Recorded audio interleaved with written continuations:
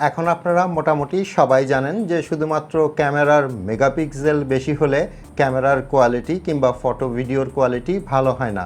মানে আপনার ফোনের ক্যামেরা যদি 50 মেগাপিক্সেল কিংবা 108 মেগাপিক্সেলের হয়, তার মানে কিন্তু এই না যে আপনার মোবাইল দিয়ে অনেক ভালো ছবি কিংবা ভিডিওগ্রাফি আপনি করতে পারবেন।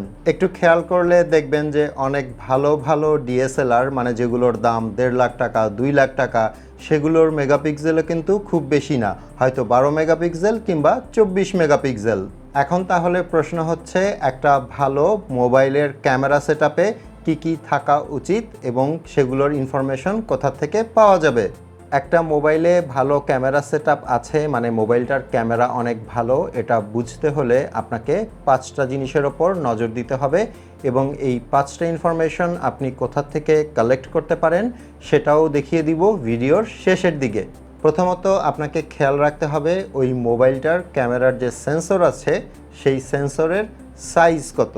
সিম্পলি একটা জিনিস মনে রাখবেন, এই ক্যামেরার সেন্সর যত বড় হবে আপনার ভিডিও এবং ফটোর কোয়ালিটি তত ভালো হবে।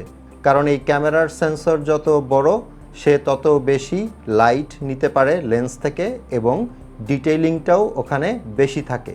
এরপর 2 নম্বরে আপনাকে যেটা দেখতে হবে সেটা হচ্ছে ওই ক্যামেরার অ্যাপারচার কত, এবং সেটা সাধারণত এফের পরে একটা নাম্বার দিয়ে লেখা থাকে।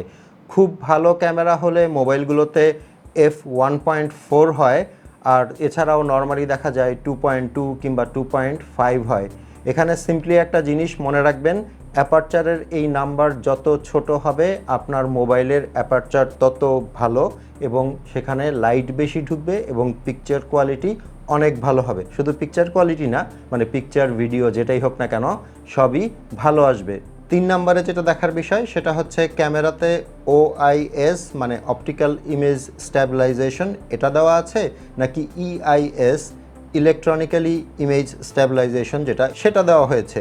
এই ইমেজ স্ট্যাবিলাইজেশন সেটা OIS হোক কিংবা EIS হোক, এটার প্রধান কাজই হচ্ছে আমরা যখন ভিডিও করি ফোনটা এভাবে ধরে তখন যে নড়াচড়াগুলো হয় তখন যেন ফুটেজটা শেকি না হয়, অথবা আপনি যখন ছবি তুলছেন মানে স্টিল পিকচার তুলছেন তখন যখন শাটার টিপবেন তখন যে ক্যামেরাটা একটু নড়ে, এই নড়াচড়াটা এরা বন্ধ করে এবং এটা 2 রকমভাবে বন্ধ করা যায়।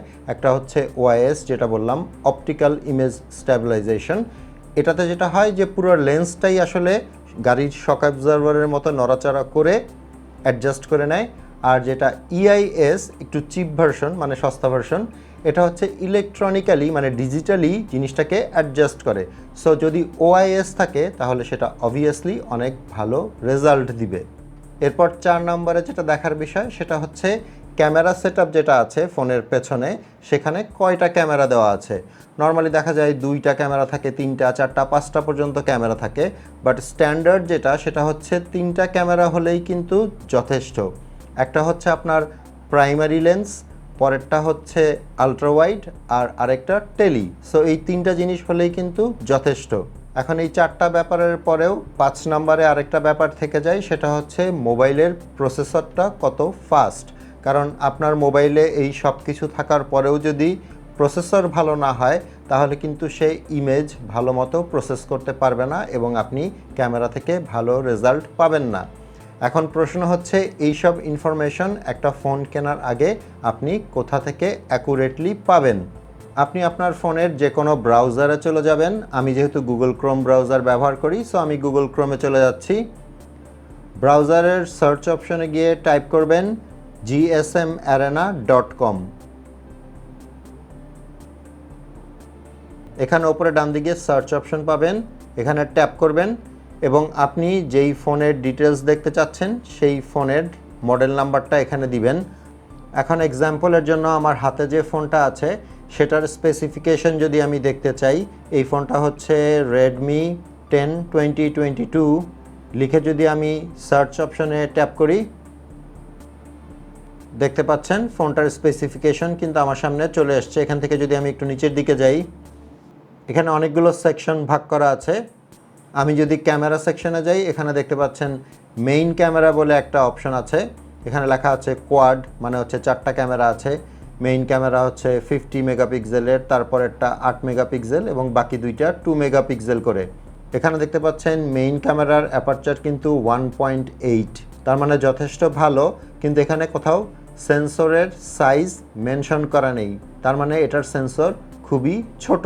এবং এখানে কোথাও ওআইএস কিংবা ইআইএস কিন্তু দেওয়া নেই, তার মানে হচ্ছে এই ফোনটাতে কোনো স্ট্যাবিলাইজেশন নেই।